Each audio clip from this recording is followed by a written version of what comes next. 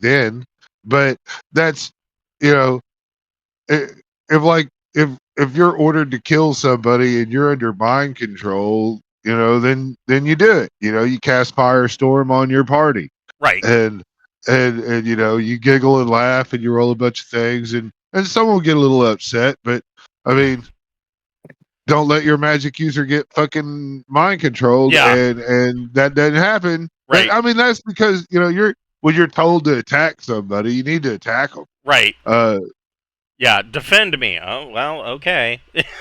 So, yeah, here we go. All right. yeah. Welcome to Deepnight Revelation. We'll be picking up where we left off last week. These guys just finished off kind of resolving the situation on Grit with the labor disputes aboard Extraction 1, which honestly it actually was quite a bit more than a labor dispute. I mean, calling it, and the way those guys actually were handling it quite well, I would think, considering that, what was it, like 5,000 people died, or 3,000 people died in one section of the crawler because the company didn't want to replace or send spares or new equipment. So, they ended up resolving that, and they're going to resolve that by wielding the bottomless black titanium credit card that was given to them by Marcus Feisler of Tradeport, and they are going to use it to buy the spares, and they're going to evidently buy some Commonwealth credits to compensate the families, and then they're going to hire Captain Milena Clayton to the roguish. I don't want to say pirate. She's not really a pirate. But she's a smuggler, at least. The rogue with a larcenous persuasion that they met when they first came into the FSN region. They're going to hire her to take all this shit back with them, and she's going to deliver it, and they are going to hopefully move on. And so that's where we will be picking up. They had just gone to jump when we exited the game last week. So before we get started, we'd like to bring attention to the fact that we do have a merch store via Zazzle. We've got t-shirts and hoodies and buttons and Whiskey Rocks glasses and beer steins that actually make better coffee cups. Just really big, tall coffee cups. We got all sorts of stuff on there. And so 100% of the proceeds from that store goes back into our channel, helps us cover the cost of nitpicky things like the Roll20 Pro subscription or Incarnate Pro that we use to make some of our maps, even the software that we use to make these videos. So if you want to help us out, if you like the show and want us to make ends meet when these bills come due, go get yourself a t-shirt, and we appreciate everything you do for us. All right. So a week goes by. So yeah, you guys trained up at the end of last week's, or did your study period at the end of last week's session. Now, is there anything else you guys are doing, prepping for, or just waiting to come out at the other end? What are you doing? I want to cook up some more side drug. Yeah. You could do that. Go ahead and make a science chemistry plus education check.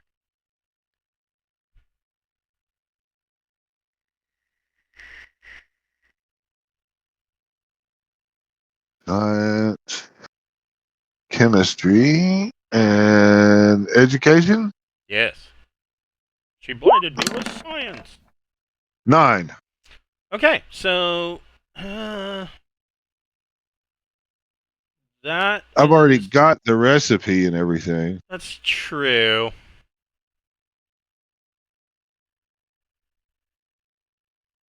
I will say, yeah, you are successful. All right. What about how many uses did I get? 4. All right. Thank you very much. What's Mel doing during the week aside from studying? I think that I'm going to focus on studying because I'm getting pretty close to being able to mess around with life support. Okay. And what about Sarda. I'm going to try to put together the footage from the basically the state of the walker. You know, Okay. I want to put together like a little documentary to show the folks on Tradeport when we arrive. Okay. Right, because this is you're talking about during the week that we're. Yeah, you're in jump. Yeah. Yeah. And so, So this would just be extra stuff that you're doing in addition to studying. yeah, just put together. I just want to put together a little short reel to show basically the state of the walker. Yeah. Yep, that can be done, especially when you and Mel walked into the engine room. Yeah, a lot of duct tape, a lot of baling wire, maybe Yeah. some bubble gum. So a week goes by and you exit jump, and Pappy brings you guys into port. Everybody can make a recon plus intellect check.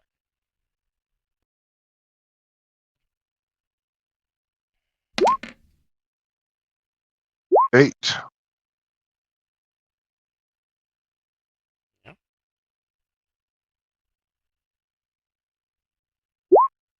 Nice. So you all got it. So coming into port through the, of course, through your viewport windows, and you would notice on your passive sensors, you are seeing that there are quite a few of the quite a few raider. They're not necessarily raider ships, but that's what they're most known for. It is. Hold on, I'm finding it.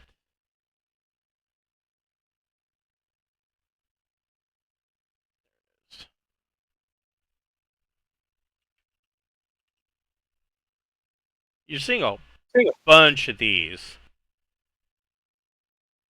Hmm. There we go. That's better. Oh, good. My friends are here. Yes, there are. You see them coming. You see them going. There seems to be a lot of activity of these ships that are docking at that temporary docking port that is in the section of Tradeport that is commonly called Little Inveus. I mean, all of these ships are armed similarly. You know, single turrets, 2 beam lasers, and single turrets with that are missile racks. And you know that for this this class, you've been told is known as a raider variant. Normally, this light transport, when it's used by legitimate traders, isn't armed like that. They probably don't carry missiles. They would probably carry like maybe 1 turret with lasers, and maybe a turret with sandcasters, and that would be about it. But you see several of these that are docking at that temporary port, and I mean, you have to wait probably an hour in the pattern, which is not unusual coming in to a trade port. I mean, it is a free port that specializes in trading, so there's a lot of activity. While we're waiting, I would like to ask Mel if he would try to hack their comms and see what the fuck they're all talking about.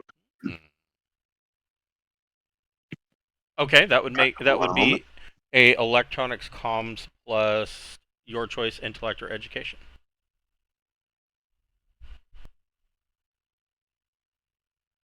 If that's what you want. So yeah, you do. Plus, you get the tech of the ship bonus, I believe. That's true. You do. We're TL15, and they're not. They're 9. Or yeah, that sounds right. 9. So is that plus? That can't be +6. They're 10, so it'd be +5. So, So then that would make that a 16. yes. So with the 16, you do hack into their encoded frequency, but you're not getting the whole conversation, and you are able to tell.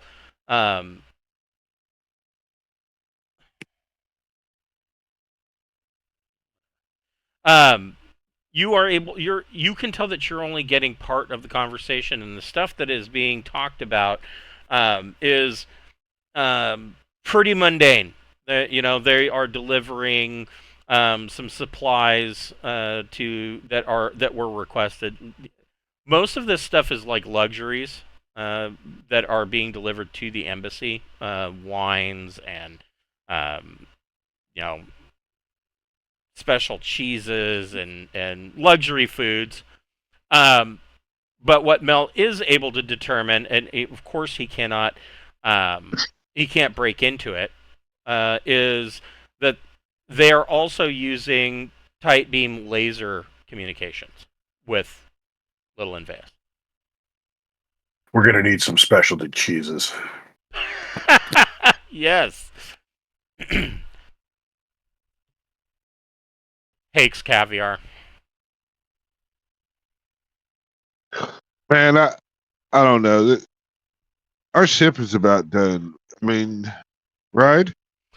So, yes. As soon as you come out of jump, you are detected by the security watch on Revelation, and they contact you. The captain contacts you with an update. They are in the process of finishing things up. They ran into a couple of minor details that that they had to work their way around. But ultimately, Revelation will be able to begin trials with this new jump drive within the next 2 days. Yeah, I'm definitely Sounds going good to I'm going to want to inspect the hell out of it. Okay. Yep. Because I think I'm the best qualified engineer.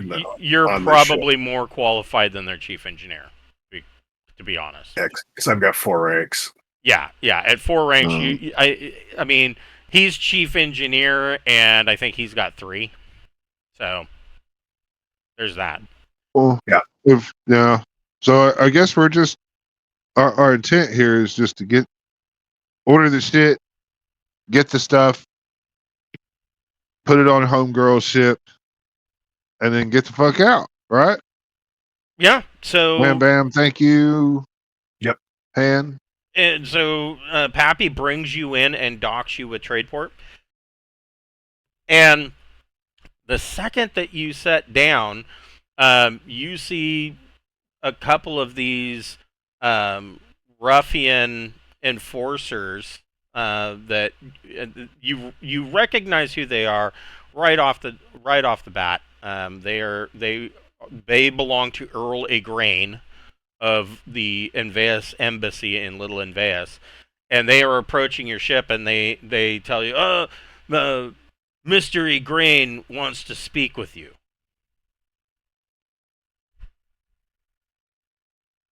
Mystery grain? Is it like the stuff that makes people like hallucinate? No, his name is Earle Egrane, but yes. Be delighted to speak to him. Oh, okay. Please come with us. And these assholes are walking around openly armed, and it doesn't seem like. And you can see Tradeport has a security detail. You can tell who they are because they're wearing fucking uniforms, right? They don't seem to be like concerned that these guys in flak jackets and whatnot are walking around possibly causing problems or intimidating anyone. They just seem like they're just kind of ignoring that fact. Yeah, they're wearing flak jackets, and they are both armed with submachine guns.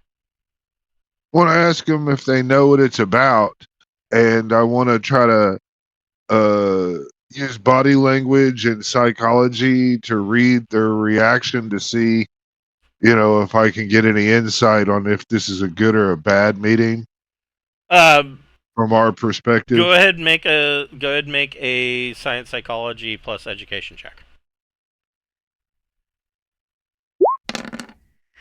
10, because So I'm a ship's counselor. So, as you guys are walking, he's walking with you guys, or these two enforcers are walking with you towards Little Invas, and he just kind of shrugs and he goes, "I don't know. They don't pay me enough to know that kind of thing."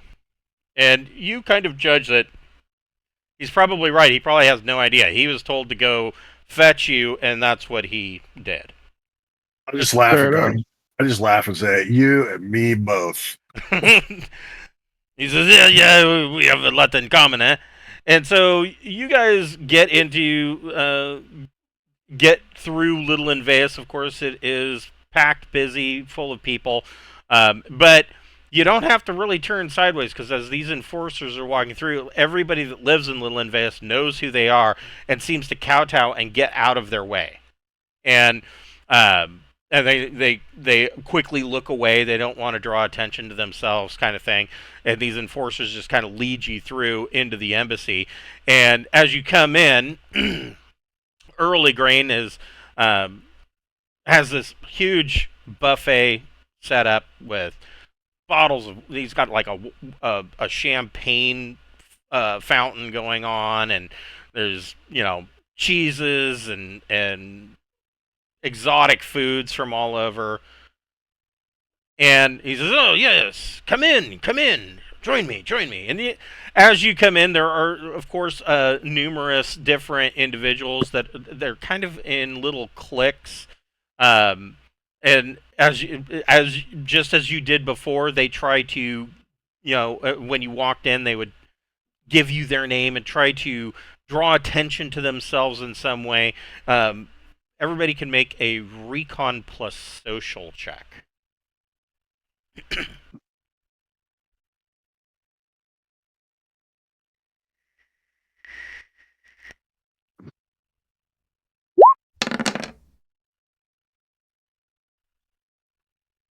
Nice. So Sarda and Mel get it. The feeling that Sarda and Mel get is that you are Earle Egrane's hot new thing, and anybody that it can find some way to be in your orbit will get a leg up in some way. It's kind of like, the new kid at school on his first day, and he comes off as too cool for school. Anybody who is in the popular cliques is going to try to be seen with this kid in order to basically raise their social credit. Not when he hears how he solved the last problem. Well, Earle Egrane doesn't care about grit. I mean, he probably does a little bit, because he benefits, of course, somewhat from the ore and whatnot that comes in. But that's a Tradeport consortium problem. That is, he would be more impressed if you went down and raided them and brought him back the money. That's the way the Empire of Invas works. Their warlords all do that sort of thing. And so he, as you come up, he says, yes, come, enjoy some food, enjoy, I take it your journey was a good one and everybody returned back healthy? Yes. Says, Yes. excellent. And he says, would you mind telling me what it was that you did? Where have you been for the past 2.5 weeks? Well, actually, it's longer than that. Yeah, it's 4 weeks. At least 4 weeks. It would be about 4 weeks. Yeah. Where have you been for the past month? It's just for the 4 weeks just of travel, and then however many days we were at each spot. Right. So jump space. Yeah, well, we went to what planet was that with the logging issues? There was Wildwood and Grit were the two. We went to Wildwood and we discovered that an alien plant-like species had crash landed in the forest and was aggressive and threatening loggers, and so we bombed it with an orbital strike and seemed to have solved the problem. But loggers should watch for possible recursion. So Yeah. when you say that, we found a new alien species and we bombed it, essentially, I mean, his eyes get big, like, wow, okay. Um, he's he says, straight to the point and ending the problem. I see, and he says, I'm very impressed, very impressed. I I will be honest, I didn't think that you and your crew had that kind of wherewithal in you. You seem to deal with things a lot like we do in the Empire of Inveus. Well, it seemed like the easiest solution. There was no communicating with this species, and so the alternative was you'd have to create some kind of massive perimeter and monitor that they don't leave that perimeter. It would. There's just no way it wasn't going to work. Says, wow, well, well done, and what were you? And then What was the then issue? So, Grit. We were sent there to solve a labor dispute. It turns out labor was correct. The ship, the crawler, is on its last legs. We had to do some serious repair work here, and I'll pull up the holographic display on my wristwatch and play back the little video that I was putting together to show what we discovered when we, it probably shows us landing on the deck because that's going to look awesome. Right. So, it's going to have that, and then basically us as we travel through showing like how bad like the repairs are and the areas that we had to repair in the gas that was it just show how bad it was. Everybody make another recon plus intellect check.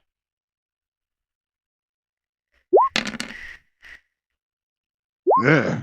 Ooh. Oh man. Fuck all you. Yeah, none of you really got that one. So you're kind of focused on Egrane. You do notice, like as soon as Sarda brings up the hologram from his mobile comm wristwatch, like Egrane's eyes get big. Like he didn't know that you could do that, and he seems almost to the point like if he was a dog with jowls, he'd be drooling over the simple piece of high technology that they do not have.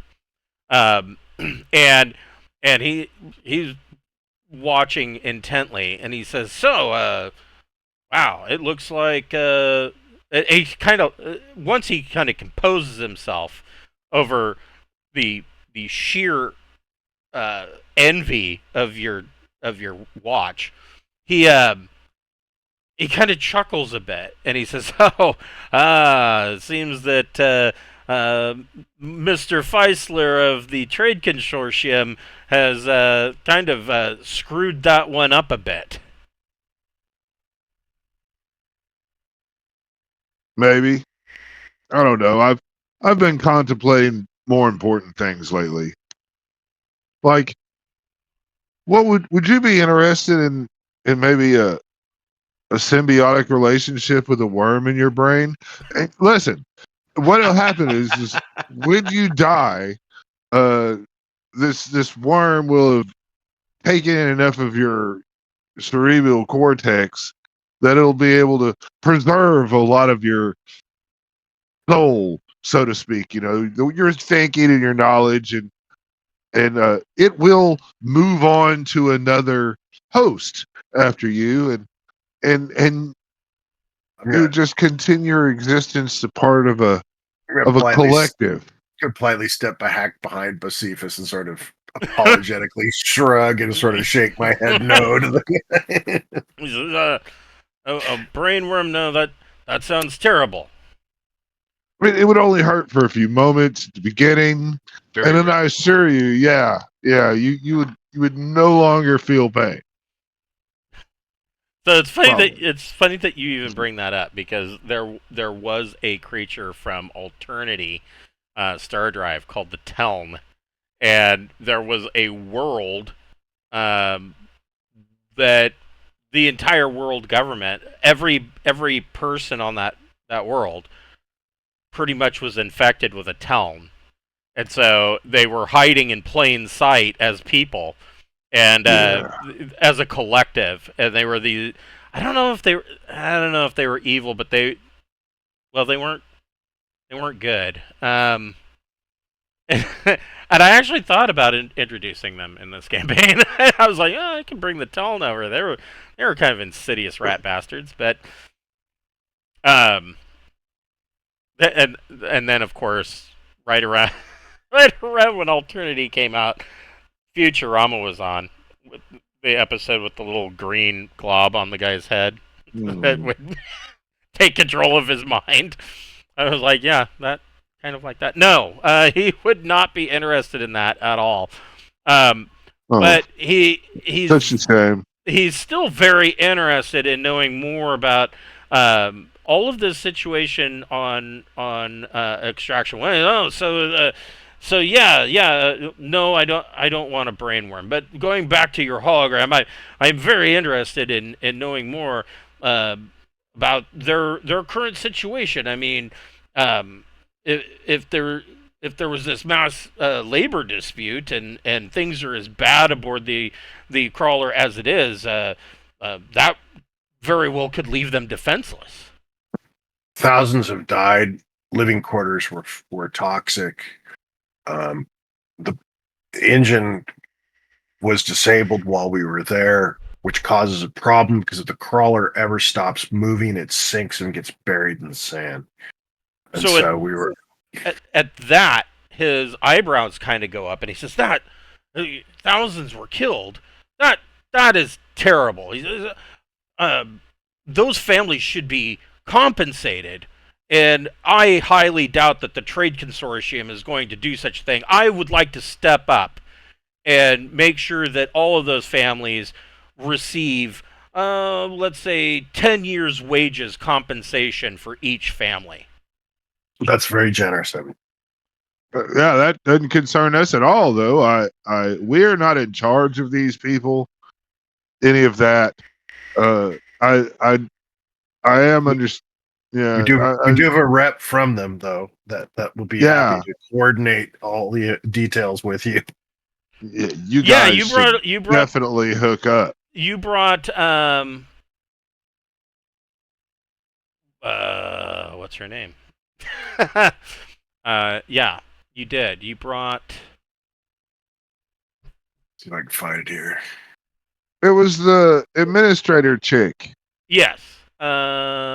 And she has a fucking weird name. Yeah. Yeah, but yeah, you motherfuckers can work it all out. We happen to have a list of the dead. So, you could even maybe make them all commemorative plaques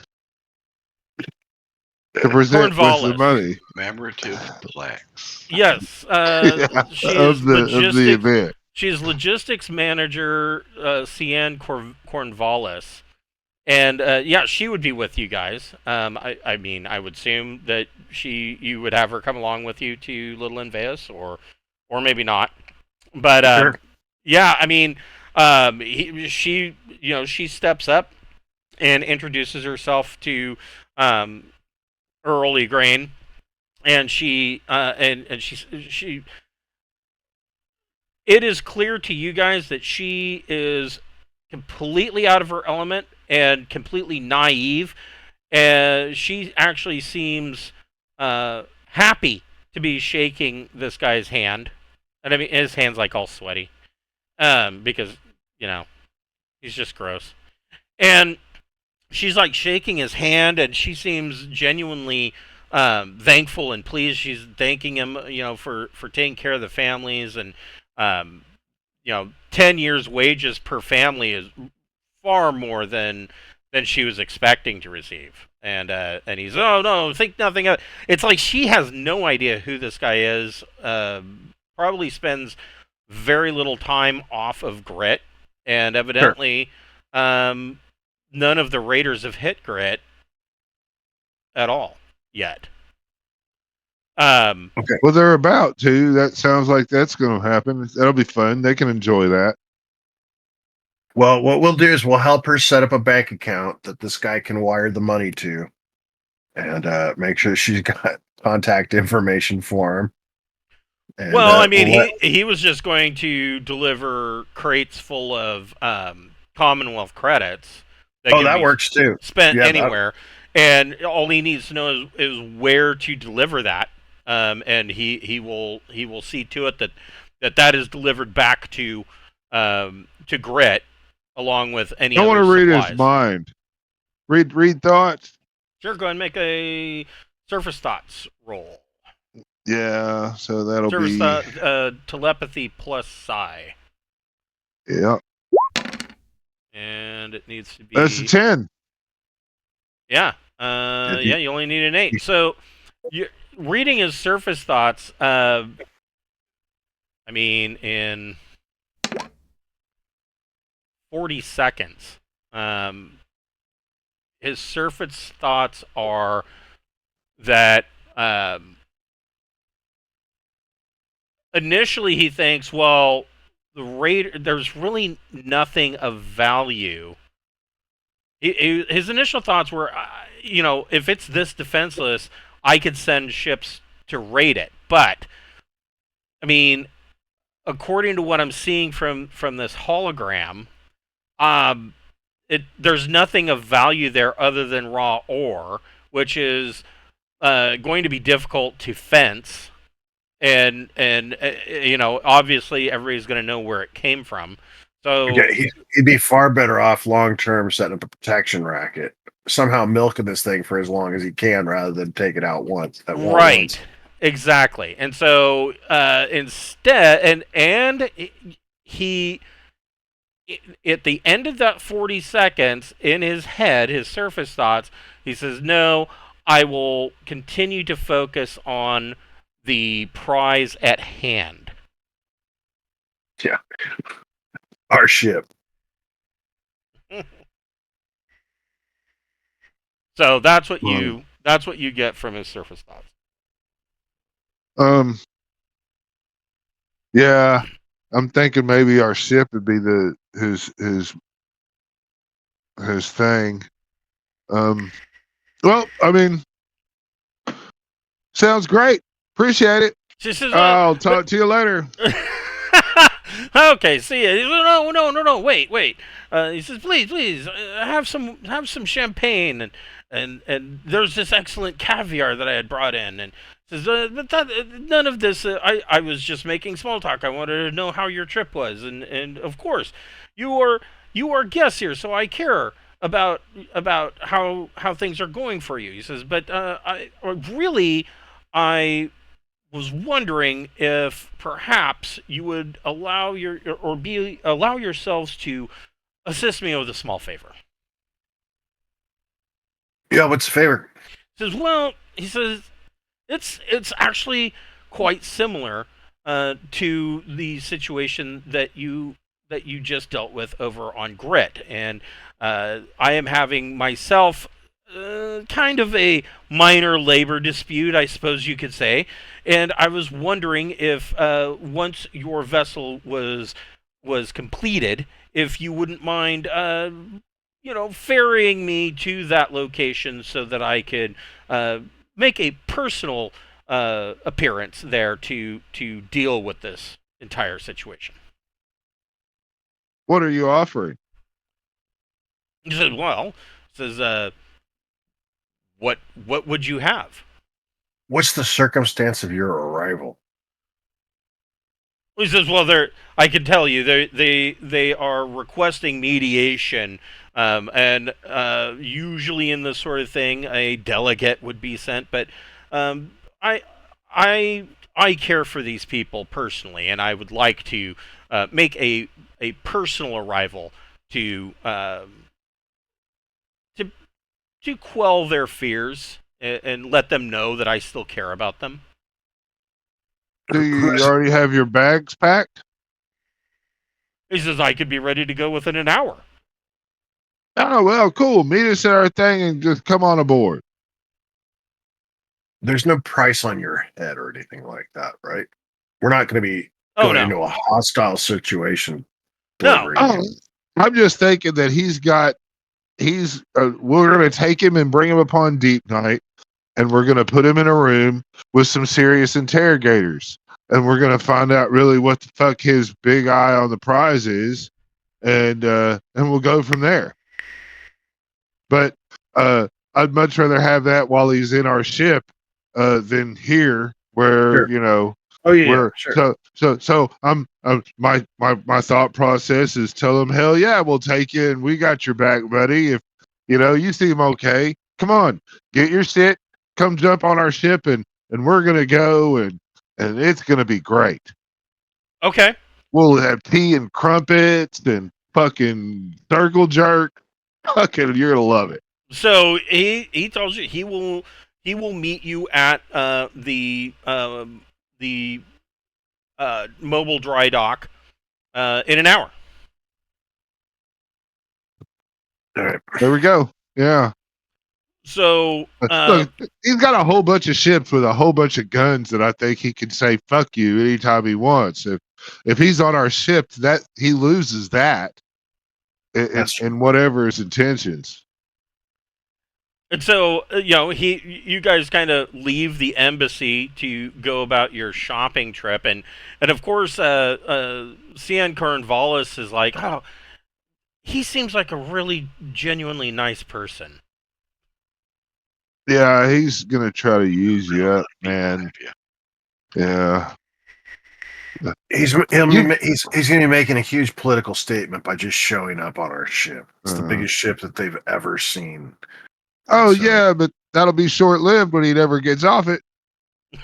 Well, but we're going to deliver him, right? I mean, that's.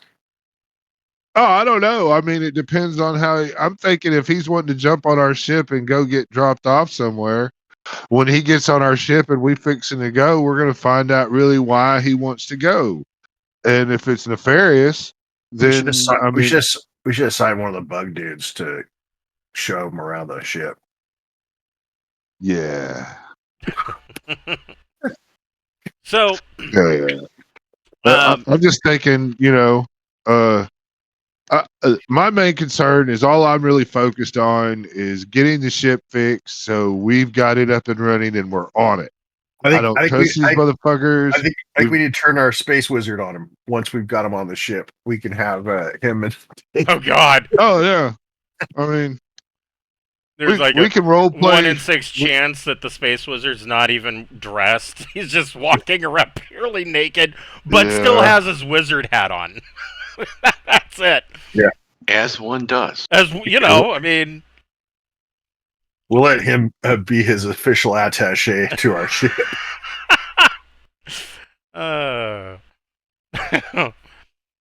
But that's my thought process is there's no reason to try to trigger a mobster when you're in his lair.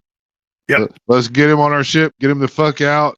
I'm just trying to be safe and not trigger an event that stops us from getting the fuck out of here and all that. I mean, I will see if I'll ask Mel if can you buy all that shit, have all that stuff that we agreed to have it and set up for the Lady Han Solo to take? Sure we can. Sure I can. So are you guys calling up to go buy. Are you calling up Milena Clayton on your mobile comms and letting her know what your plan is, or you might need to just to even quickly find the brokers. We sent her a message to ask her to meet us here, so. Well, no, you decided not to because you were coming back here anyways. Okay. Well, then, yeah, we need to contact her and see if she'll be the delivery service. If she's in system. Yeah. So, yeah, you ring her up, and indeed, Clayton's chariot is docked right here at Tradeport still. And she basically answers the call with, "Well, well, well. Who would have thought that you'd been coming back to me so soon? Things not going well with with King Dipshit over there of the Trade Consortium? Is that what I'm feeling here?" No, not at all. We're about to go spend a whole bunch of his money, and we were hoping we could pay you to take some stuff back to Grit. She says, this wouldn't be by any chance be coming out of his endless credit that he gave you, would it? Yeah, the employees at Grit, they will really appreciate his largesse. She says, And we're I am in. Yeah. She's like, And I we're- didn't think you guys had that kind of thing in you, but I'm Well, totally for it. we told you we would look out for you when we first started interacting together, and even though we didn't let you guide us in our process of, we still want you to feel like our interaction was beneficial to your long-term life goals. She says, well, yeah, no, I'm in. In fact, I will do it for a discount. Well, we're not paying for it, so we insist that we pay 1.5 the going rate. I'm sorry. she just starts I don't- laughing. I don't necessarily think you're understanding what we're doing here. She says, It's hazard pay for landing on an Yeah. unstable Yeah. platform.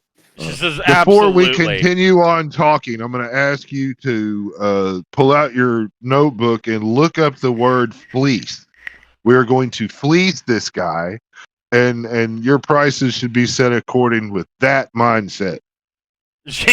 She is just laughing. She's like, well, who am I to argue? Absolutely.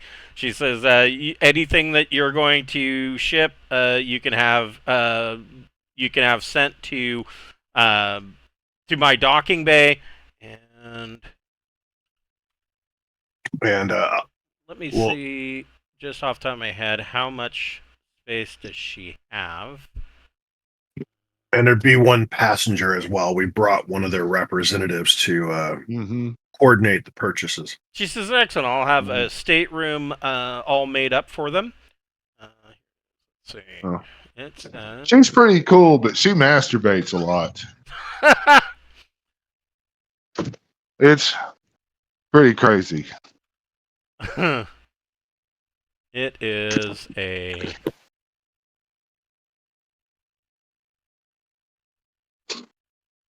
No, it is not a battle cruiser. It is not a light transport.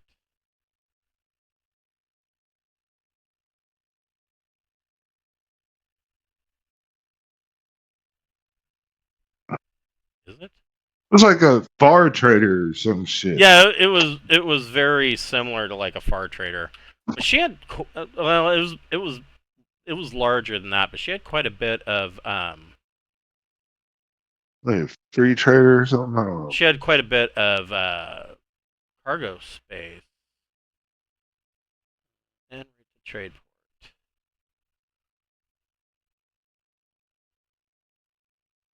Oh, here it is. It is a 400-ton distant Ranger class multi-role vessel, and she's got 56 D-tons worth of cargo space, which is quite a bit. If you want to make some real money, bring shit to sell them as well. Oh, she says can do. They've been earning pay with nowhere to spend it, and you better believe beer, wine, champagne, anything off the normal menu is going to be very appreciated and highly desired. So she's for it. Guy that we're about to take on our ship, what all does she know about him?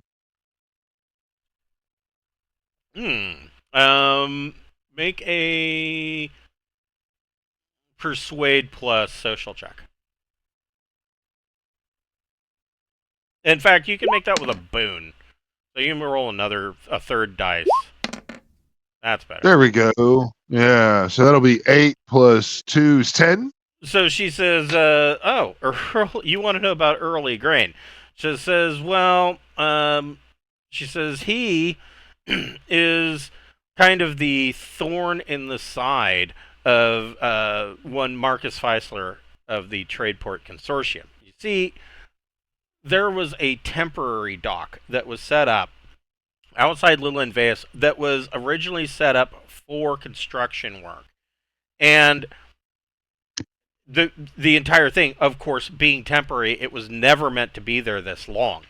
But the Invas, Empire of Invas embassy in Little Invas kind of annexed it. It wasn't anything official, but they just took it over and started docking their ships there, and not wanting to push the issue of a warlord of the Empire in Veas, who Earle Egrane is.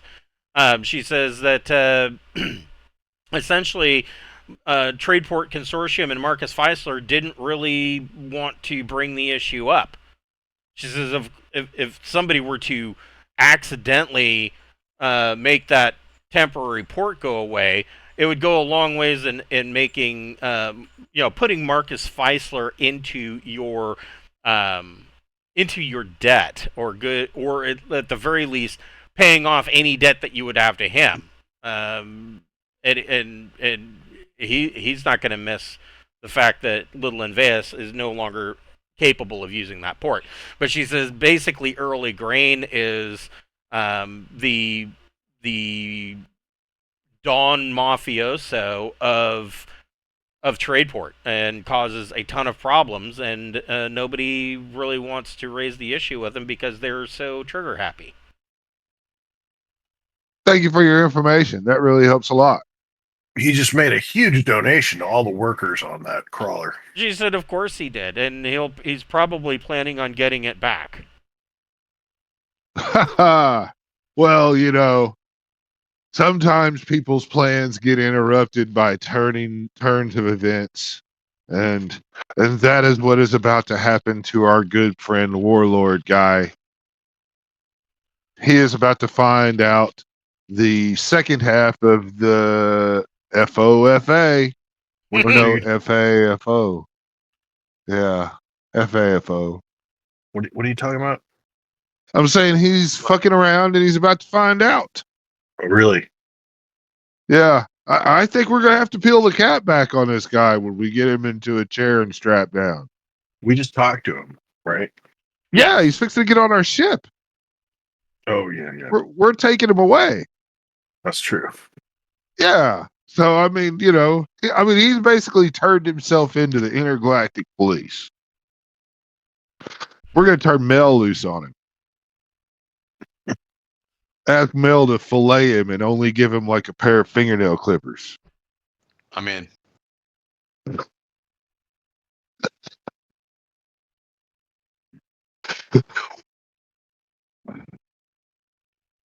Sorry, I'm just looking at how much spares should cost. I don't know that they're even. No, they're not. They are not going to tell me. How much what costs? Spares. Spare what's? Supply, Spare parts. repair supplies. Oh, gotcha. Yeah, they're. If I recall, they're kind of expensive. I thought they were in the trade goods area. Yeah, I'm looking through Highguard, and it's not. It mentions them a lot, but it doesn't tell me how much they actually cost. I think it's core rulebook under. It's either under the combat rules or it's under trade. Can't remember which. Yeah, I just searched the entire PDF for spares, and it says no matches were found. I think it's called ship parts.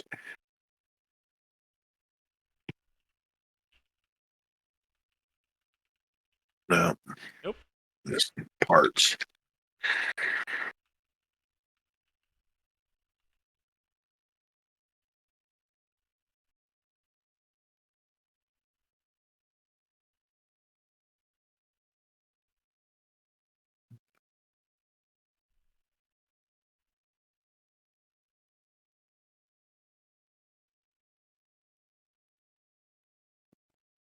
Huh. Just under facilities, talking about spare parts. All right. Well, I'll just make up a number. I'll just roll. Yeah, If we got an actually, unlimited, that it is a really good doesn't idea, matter. though. That's a good idea, though. Trade. So, because you are in Tradeport.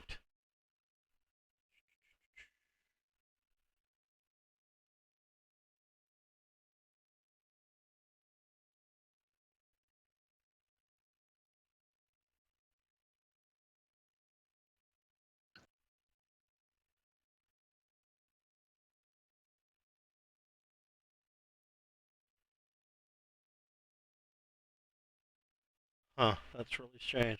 I guess we would just call it common industrial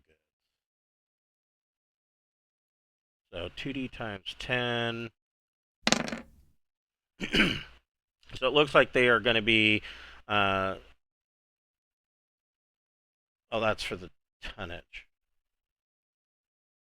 So they're 20,000 credits per 70 tons. And she's only got 56 tons, so we'll just say 56 tons worth of. Well, she's going to want to take stuff to trade too, so 50 tons worth of spares at 20 or at uh,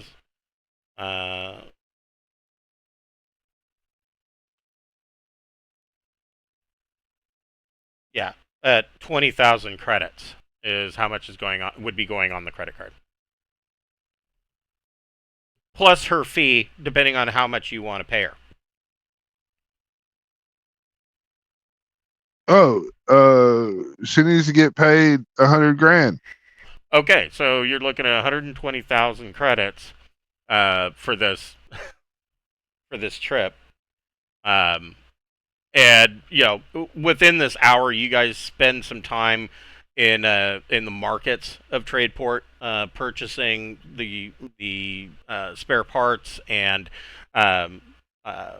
Cornwallis is kind of making sure that everything is the correct stuff that they're going to need for Extraction 1, and that pretty much eats up better part of your hour. Probably about 15 minutes. Well, a good 45 minutes. And you get a call from Revelation. Priority 1. Oh, okay. Yeah. So they your Credit just got cut. So Deepnight Revelation's security personnel are concerned because there are a bunch of individuals, only 4 of which are wearing any kind of uniforms, and they don't recognize who these uniforms belong to, but they are standing outside of the docking access to the mobile dry dock, and they are armed and look like they're trying to get ready to board Revelation. How many crew members are still aboard or off ship? That's a good question. Going back to what you said. I found the spare parts thing. It is page 159. Spare parts are 100,000 per ton. Holy shit! Okay, so it's 100,000 credits per ton. Repairs. I knew it was in the core rulebook. It took me a hell of a long time to find. Spare parts can be purchased at a cost of 100,000 per ton. Okay, well that's quite a bit more. So, yeah, if I recall, it was one of those things where a traveler always made it so damn expensive to get into a fight that you really needed to get into a fight to make it worth your while. So yeah, 5,100,000 is how much is going on the credit card. Sounds Perfect. great. Yeah, Yeah. that sounds better. Um, okay, so um, You know, you should treat them as hostile, and people should be done. You should fire up the fucking ship and start getting its cannons and everything online, and prepare to defend yourself. We're on the way. so as far as how many people were on the ship, we've calculated this. Um, a- Yeah, the main question is like how many people are still on the space station or on, are I don't not think that on it's board. going to be as many as we might think. The main thing is that we want to create a rally point where we can all meet up and then as a group move to the ship. Right. Let's see here. I have a feeling our new warlord friend is going to call off the attack. I just have a feeling he's going to change his mind. Does that ship have sandcasters? Revelation. I believe it might. Hold on, and I'll tell you. Probably a bad idea to fire those off while docked. So you opted to do the high security option. Yes, we did. Here it is. So high security.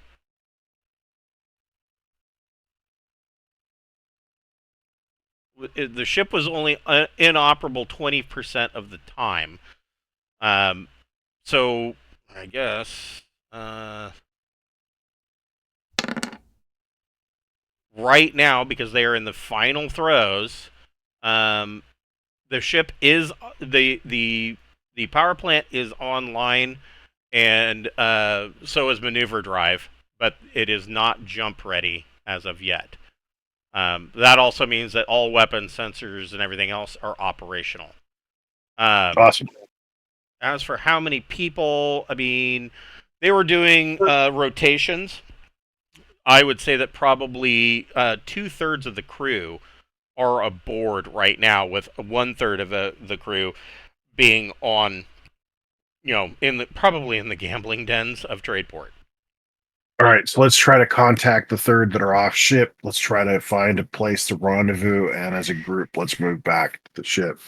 Okay, so you send a mass text message. It probably Yeah. goes to everybody's spam folder. Fuck you, I'm on vacation. So you're recalling them? Yeah. Okay. What was your weapon policy? I mean, were they all supposed to be carrying sidearms, or are they? I think we would have discouraged any kind of rifle or anything. But I mean, More than likely. I mean, I'm just wondering I if you mean, had but a policy. if I don't think I think we would have just told people do not bring long arms. Right. So I mean, if people are and at the same time, this is the official law of the station. Right. And so if you are choosing to violate that law, be prepared to surrender your weapon. Right. And also be aware that this is a group of people that would probably very happily confiscate your weapon so that they can disassemble it and try to replicate it. That's true. So any excuse you give them is going to be an excuse for them to take your weapon and try to figure out how it works. And so if you're going to bring sidearms, I'd recommend you stick to swords. Okay. They're probably not too worried about imitating that technology. Yeah, I mean, everybody could probably be carrying blades. I was just wondering. I mean, the bulk of the crew. Of course, there are some security personnel that might be carrying the Gauss pistols. But the rest of them. I mean, there's so many civilian scientists and whatnot. If they were armed, they're going to be carrying. Like a snub or something. Well, it's not necessarily the snub, but they do have. I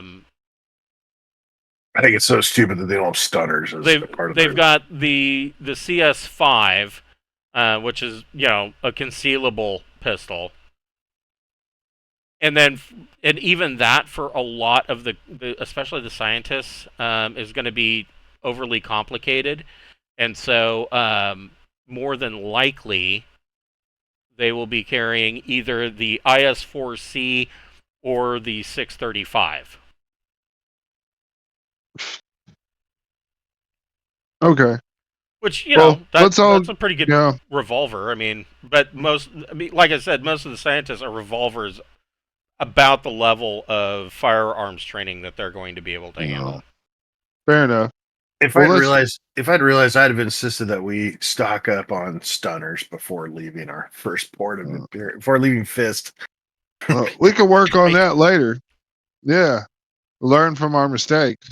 But let's get on the Desnex and go. Go back to Deep Night. Come on. Well, We got our shit. Yeah, I mean, you don't need to get on Desnex. I mean, oh, well, We that's can true. land- If you we want to dock it on Desnex, that's probably true. Yeah, I But think we do. he was ready to just board Deep Night Revelation. He wasn't wanting to go anywhere on Desnex. Nope. He didn't care. His pathway to getting on to Deep Night Revelation is on there. Well, There's he's already meeting you at the dock. well, then he needs to relocate himself now, doesn't he? Well, I mean, you're not in contact with him. He wasn't talking about Desnex. He wants to go on Deep Night Revelation to this planet to resolve what he's calling a labor dispute. Well, his pathway to getting on Deep Night Revelation is to meet us and to fly with us on the Desnex, or he can't go. That's it. I'm not getting on the Deep Night that way. I want to land on the station, and I want to rendezvous with all of our troops that are stuck on the station and enter Deep Night with them, because it's looking like the docking bay may become hostile, and I want to make sure everybody's able to get on board. So here's a problem. If a third of the crew of Deep Night Revelation is on station, that's 165 crew members. I don't know where you're going to put 165 people on the Desnex. Crap. Cargo bay. Just can't fit them all. They'll have to be shuttled, man. I want to go to Deep Night immediately, and I want to go via the Desnex. I was actually not talking about taking the Desnex. I was talking about them walking directly to the Deep Night and me being with them. Okay. That's what I was talking about. The group that are on the station. I wasn't talking about bringing them to the Desnex and transporting them. I was talking about rendezvousing with them and actually at the docking port. Yeah, and yeah. Well, I mean, yeah. Right now, I mean, at the Deep Night, all the fucking airlocks and all that, all the entrances from that dock, they're shut down. They're locked. That's what they should be. Nobody should be coming and going that way. Yeah, I'm just worried about all of our crew members having to possibly fight their way to the ship, and they aren't very heavily armed. That's why I want to be with them. Right. Well, I think you know, we can start shuttling them with boats and all other kinds of ways. I'm just saying, if they can't take our ship, they can kidnap our people, and so I want to make sure that our people are safe. Well, I'm trying to kidnap their main guy. Is what I'm trying to do, and that's why I'm saying it's not him doing that. This is it. You don't know. These are his people. Yeah, you don't know. He's talking about he's got his eye on the prize. He's the fucking mobster. And they're talking about they're minding up around our thing. So I'm saying, well, we tell this guy that right now nobody's coming through the die dock on the ship and everything. That would be very painful. It's a hostile environment right now. You have to come and get on our ship, and we have to fly. And then when we get him on our ship, then we've got him. We can do what we want. We can tattoo his face. I mean, whatever. But if he's giving the orders, he's not going to give the orders to attack and trigger the event if we get him on our ship. So if he don't want to get on our ship, then fuck it. You can't go. No, we were not taking you then. Understandable. I went off the Desnex so I can rendezvous with the crew members. Okay. But Bocephus, what are you doing, Mel? I'm trying to figure out how much weaponry I can bring without making Will mad. Do what you want, man. I mean, I'm not gonna, it's what I don't. It's not gonna bother me. It's just, I'll be back in shit, 1 second. shit gets What? confiscated. Shit gets confiscated. Well, I mean, you don't have to. If it's right now, it sounds like all the fucking heat is headed to the fucking Deepnight up If on that there, if fucking there, dock. if there is an attempt to hostily get on board the Deepnight, then that means everybody that's currently off the Deepnight is being prevented from boarding the ship, and so that's what I want to make sure is that they're able to get on board. I hear you, but my opinion is if I think the goon's probably there with 5 of his bodyguards, and the 5 bodyguards are freaking people out. It sounds like more it than sound 5. like it sounds like they're staging for an assault, and we need to prepare for that, and just assume that right now people can't walk on Deepnight. So I mean, if you want to gather troops and everything, gather them to the other side of the station, away from any access to I mean, that place is fixing to go. I mean, there's fixing to be a fight there. I mean, Whether we want to or not. The most that that you've seen his enforcers carrying are submachine guns or assault rifles, and they're all wearing flak jackets. I mean, the smart thing to do would have been to grab our people, kidnap them. And so, if they really wanted to be this hostile, what they're doing now is incredibly stupid when they could have easily grabbed hostages. And so I want to simply make sure that he's not doing that. Having him isolated is fairly close to being isolated and under observation is pretty close to being kidnapped on a foreign space station. They haven't been snatched, black bagged and tied, nor I mean, there's a huge difference between, they haven't been grabbed. That's all. Again, the only people getting on the Deepnight and off the Deepnight will be doing so by our boats and our ships. So people that are wanting to leave the space station and come on, everybody needs to do so that way. Correct. Yeah. Well, maybe even the Deepnight should begin procedures of detaching and moving away from the dock itself. It's got maneuver drive. It's got everything except the jump drive. We need to deal with that. We deal with the jump drive after we deal with all this shit that's going on right now. Okay.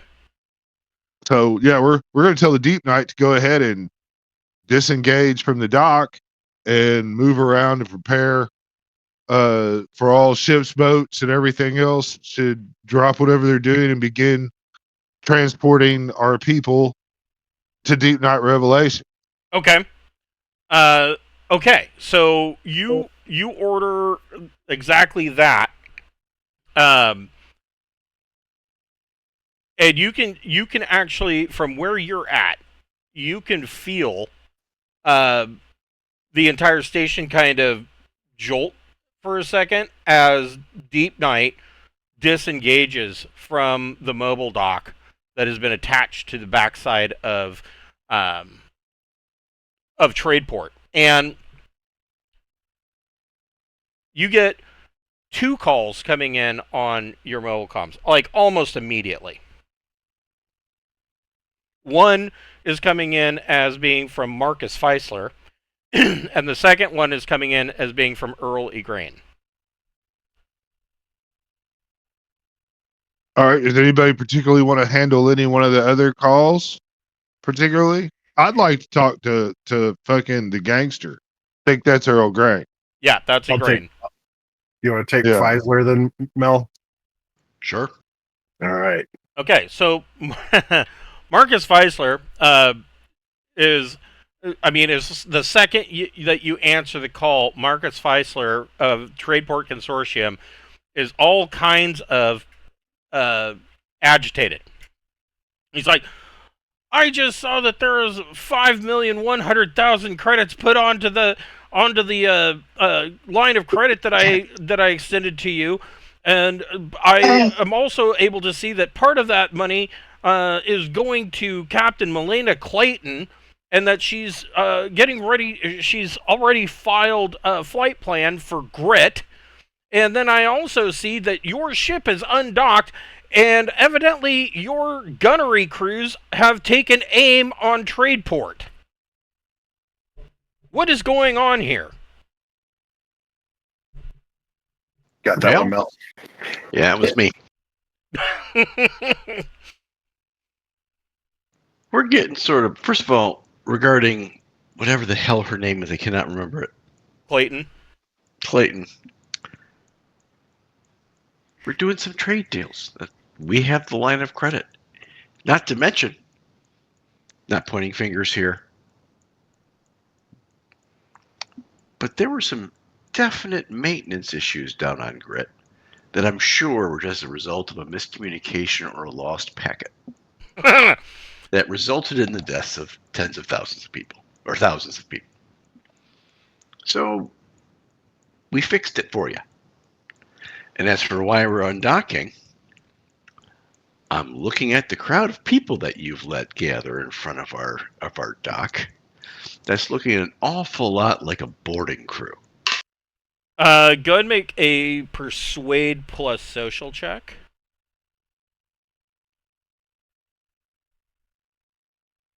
And I'll allow you to make that with a boon.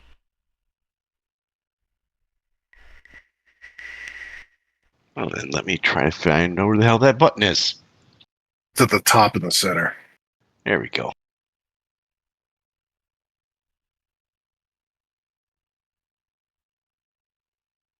Yeah, I really wish Mongoose would come in and redo their character sheets. They made them look like they do for Paranoia, because like when you open up the character sheet, if you're doing a Paranoia game in Roll20, it's the exact same character sheet that you would photocopy out of the back of the book. It's just Right. that everything's clickable, and I really wish they would do that with the new character sheet for Traveler. That would be tits. The big thing to remember is to turn off the boon. Usually, that's the hardest part. to remember. Right? Click it and then turn Excellent it off. call. I'll go do that. So yeah, with an Great- 11, Great job. Nice. so he's kind of he hems and haws a bit. And he says, well, yes, we were planning to send spare parts for repairs. I wasn't aware of the deaths.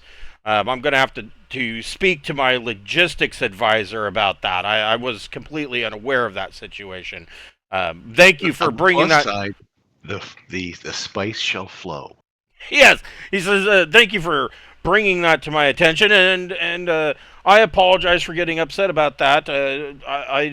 I didn't realize that you were acting on my behalf. I mean that wasn't my intention for the use of the line of credit, but I really can't. I asked you to take care of a problem, and you have taken care of it, and I can't really argue now that it is done.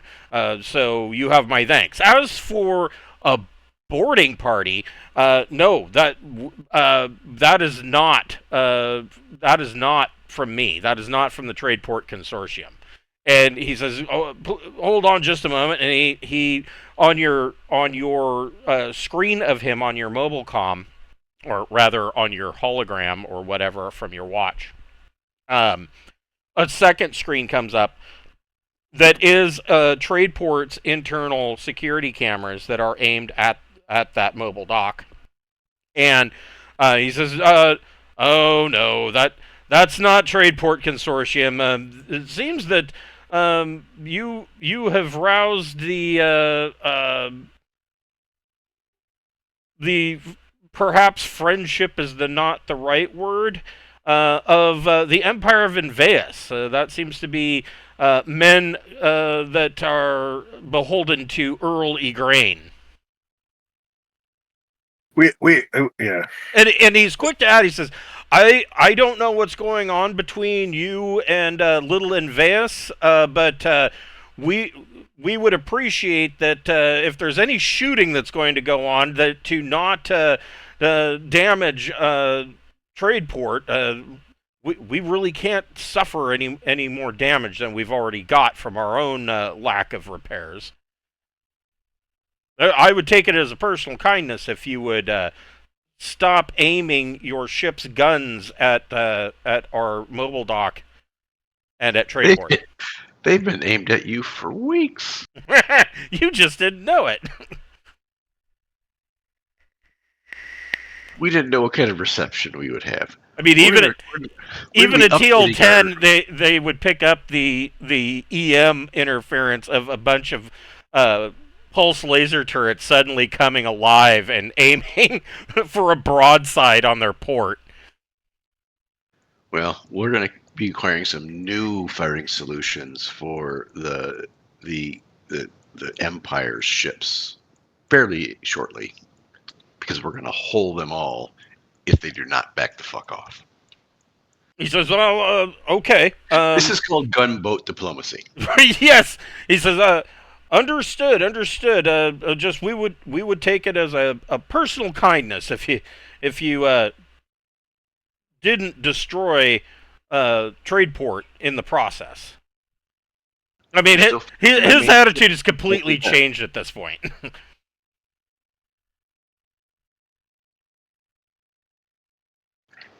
Well, we'll start. I'll pass some orders on to start getting firing solutions on the bad guys' ships right now, or the guys who are looking a little threatened. So they're docked at very close by, docked at the temporary port, and so you dial up some side conversation and give some orders about firing solutions, and all the turrets on the ship go and aim towards the temporary dock, and then in the other window you see Marcus Feisler say, "Well, we don't. I mean, if you were to get rid of the temporary port, I mean, I would. I don't see that would be much of a problem." He's willing to take that trade. Yeah. Seems like a fair trade. Well, I think we're going to now pass word on to our friends by the dock to kindly disperse.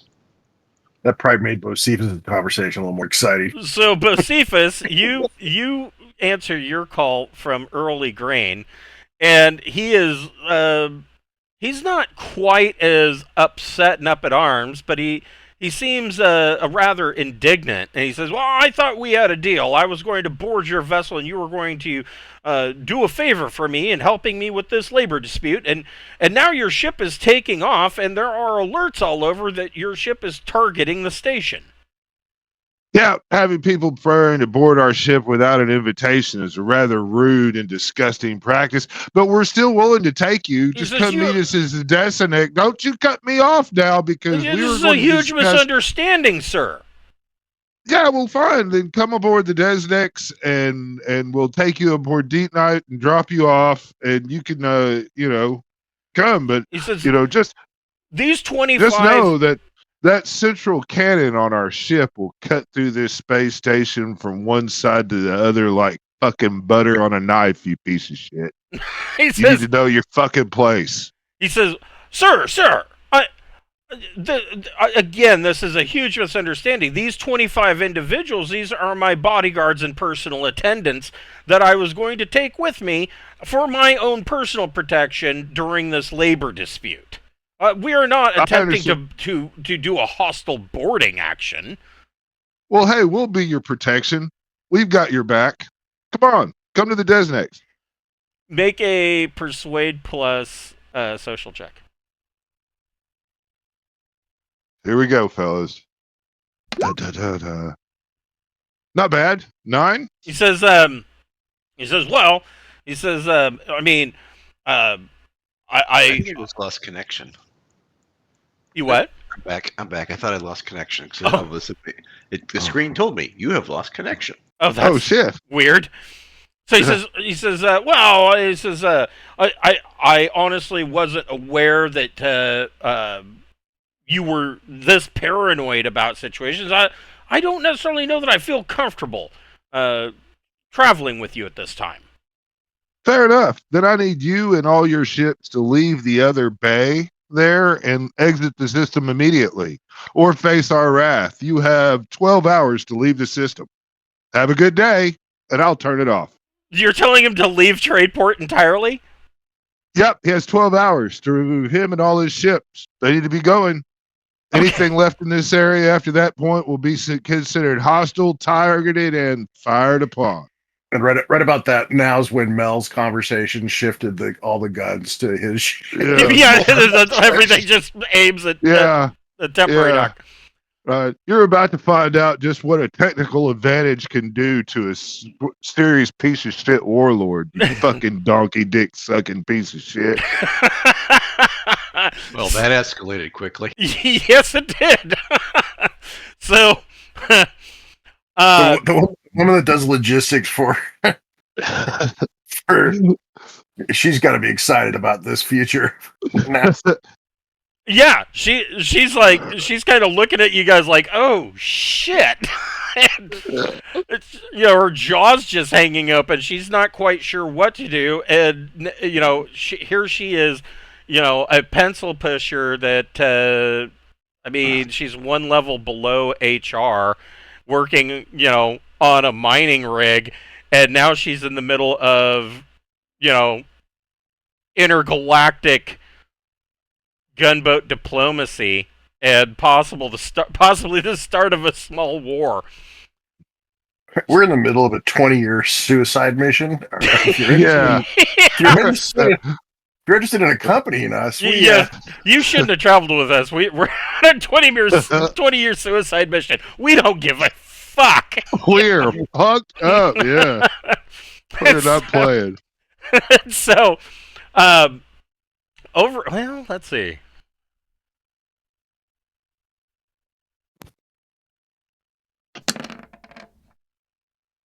So over the next 12 hours, you do see that there are quite a few of these Raider variant Malin 2 class ships that are leaving that dock and jumping out of system. But there's no sign that Egrane has left at all. But things have considerably quieted down in Little Enveus. And you were told by Marcus Feisler, you of course have redocked Destinex back with Revelation, and Revelation is still sitting there with guns aimed at this temporary dock. But there, you were told by Marcus Feisler that whatever it is that you said or told Egrane to do must have worked, because the situation in Little Enveus seems to be quite a bit more cordial. In fact, he even approached the Tradeport consortium with some lucrative trade offers. Yeah, he was considering robbing the Walker, and then he realized that the raw materials he would get from that raid would not justify the expense. And so I'm sure he is now looking for a long-term way to make money off of that Walker and your trade.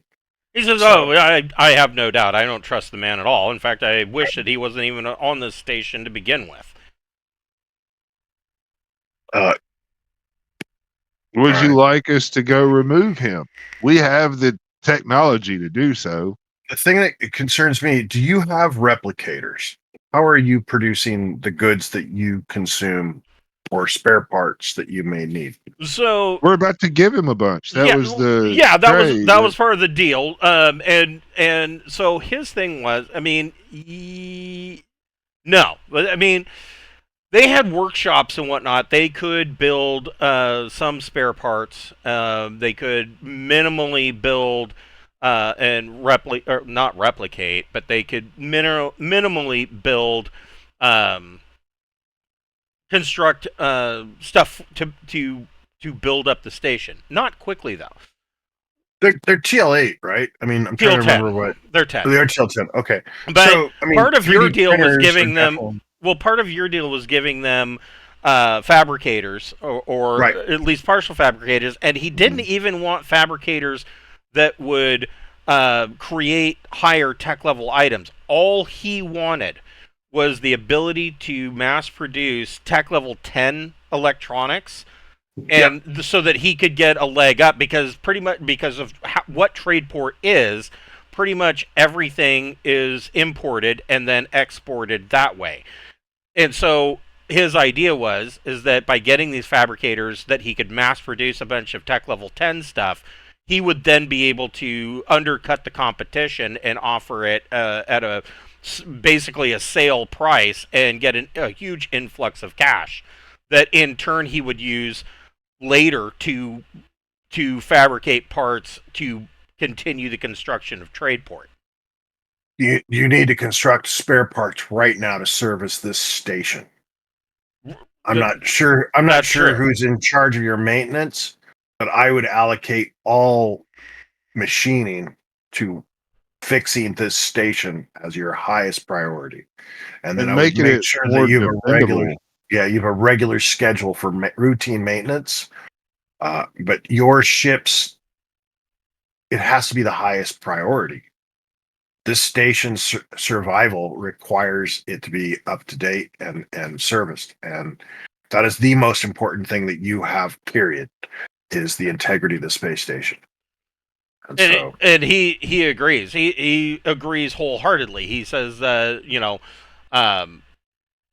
Tradeport was an ambitious goal that was never fully realized, and he says that being the chairman executive of the Tradeport Consortium, of course, he has to answer to a board of directors, and he doesn't make all of the decisions on his own. And being what it is, like any consortium, they're out for spending as little money as possible and is making as much money as possible. Yeah, tell them you can't breathe profit. Right. And I would highly suggest cutting power to the temporary dock, shutting it down, shut life support down to it. I mean, that you have an infestation breeding from these people, man, and you need to get them off your. You need to quit letting them run your ship.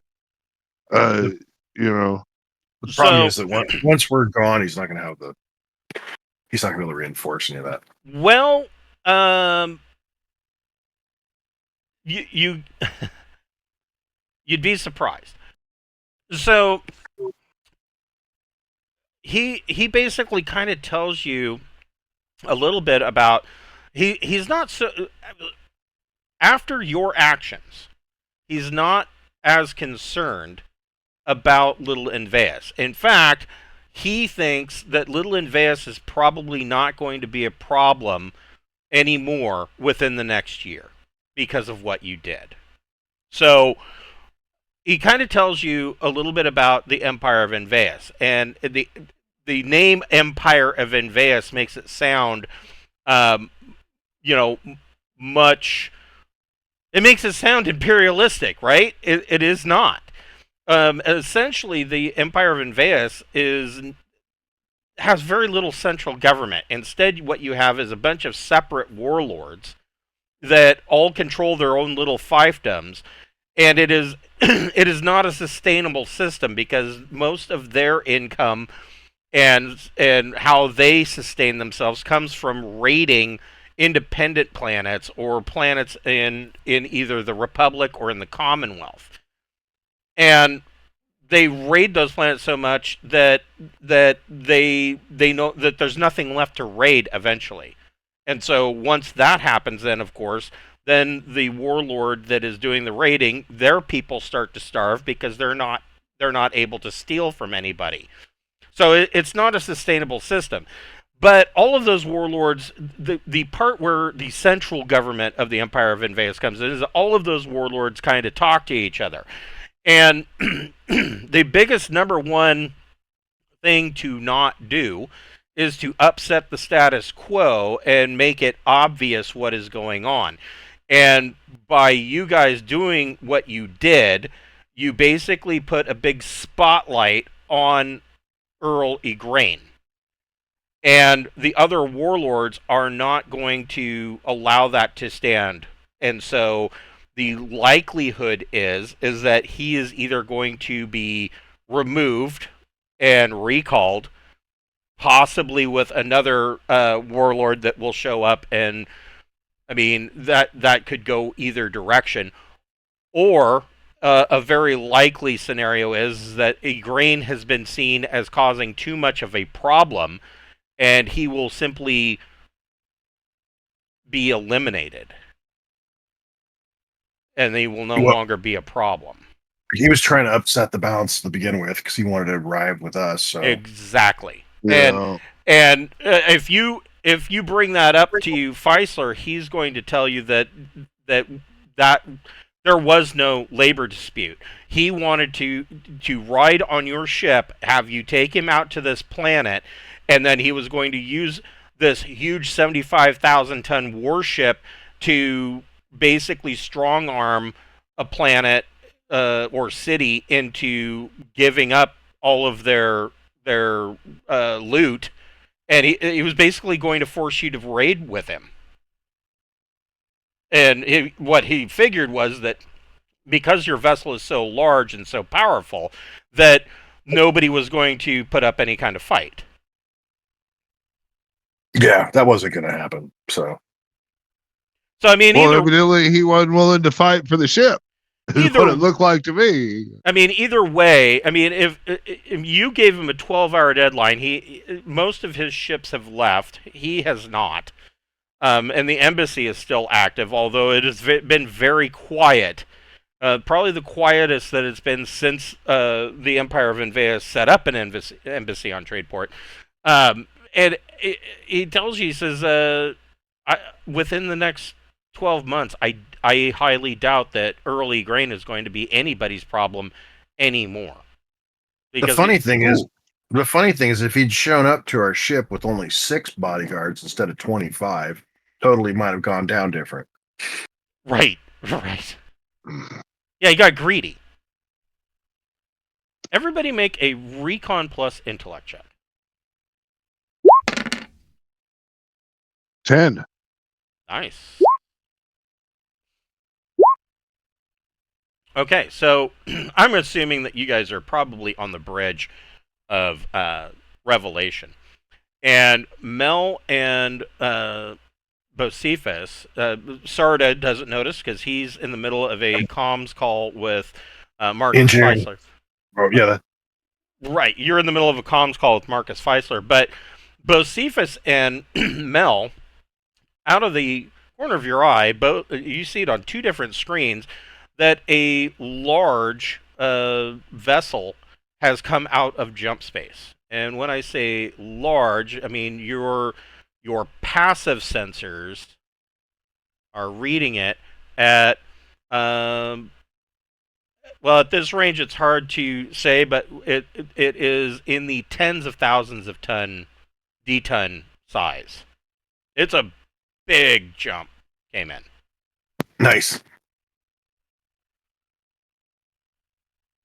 Does Mel or Josephus want to do a active sensor, electronic sensors plus intellect or education? Oh, I think so. Yeah, I think Mel definitely wants to. That looks like that's out of my wheelhouse. Yeah, that's just going to be straight electronics roll because I don't have the subspecialty. Yeah, but you've got education at +3, so that'll do.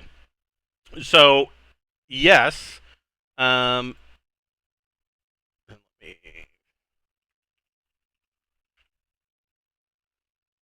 These fucking systems, man. Fucking with these local motherfuckers always leads to bullshit.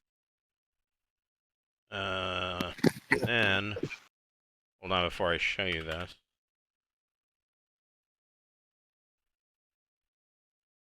That's right. It is, so you do a active sensor check, and it pings the IFF transponder. This thing is coming back as the CSS Illustrious, and this is what it looks like, and these are its stats.